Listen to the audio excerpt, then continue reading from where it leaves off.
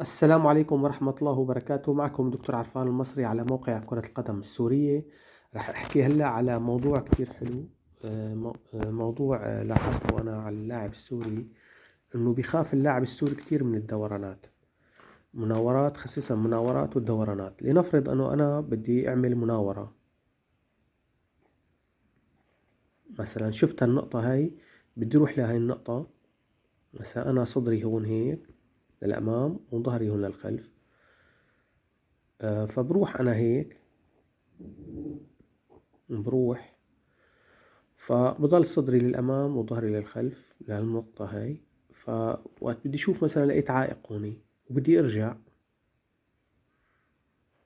فهون المشكلة إنه اللاعب السوري بضل بيخاف إنه يأتي يرجع، ما بيخاف يروح، لأنه إذا بده يرجع بده يصير صدري أنا هون هيك والخلف خصمي، هيك بيعتقد هو، وهون خلف، يعني بده يصير صدري للأمام هون هيك باتجاه هذا، مو نفس النقطة. يعني أنا بدي يصير لملعبي، بدي يصير صدري لملعبي وخلفي للخصم، وهو مو نفس النقطة. فالحل هون انه انت اخي كمل الدوران، انت درت هون، طيب كمان هون دور. شايف شلون؟ كمان هون دور، يعني شو هالمشكلة يعني؟ غالبا هاي الخوف منها. طبعا اذا لحق الخصم انت يعني ما حيلحق الخصم، شفته انت من بعيد، هو بعيد عنك، لسه هو بعيد عنك، فيك انت تركض يعني اذا انت خايف من الخصم فيك تعرف انه الدور هيك. شوف شلون بتروح هيك وبترجع هيك،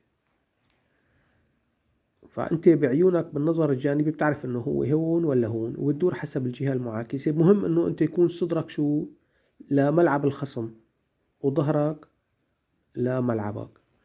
فهي أول حالة. في حالة تانية، مثلا أنا ما بدي الدوران هذا، فيني أنا أعمل يا أخي، أنا شفت أنا صدري هون هيك، فبعمل أنا هون هذا صدر وهذا ظهر، بروح أنا هيك، ضل صدري شو لهون ملعب الخصم. هلأ بتدور، صار صدري لوين؟ صار صدري لهون لملعبي وظهري للخلف. وقت برجع لهون بعمل نفس هاي الحركة، صار أنا صدري هون لملعب الخصم. هذا اسمه دوران الثمانية. المهم انه انت رجعت نفس المحل. هي اكتر مشكلة هي بشوفها عند اللاعب السوري، وليش بيخاف اللاعب السوري من الدورانات. هاي نفس الشيء كمان، اذا انت خايف من هالطريقة هاي بتدور الدوران وتري هيك، يعني بتروح هيك دوران الفاصلة وبترجع. شايفين شلون انه انت اكمل الدوران هوني، يعني هون اكمل الدوران وهون اكمل الدوران. عملت دوران يو، هذا اسمه دوران مثل اليو، انا سميته يو. بتعمل دوران يو يعني روحة رجعة هيك.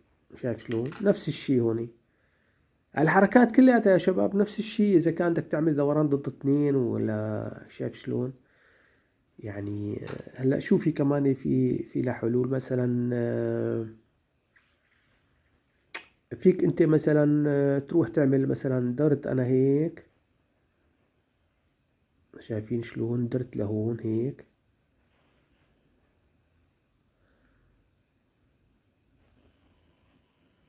هاي النقطة هاي مثلا، وفي اعمل هيك، وهون كمان بدور هيك. يعني مثلا إذا احتجت تدور أنت هون عند الخصم، مثلا كان معنيد الخصم، دور أول مرة وتاني مرة وارجع هيك.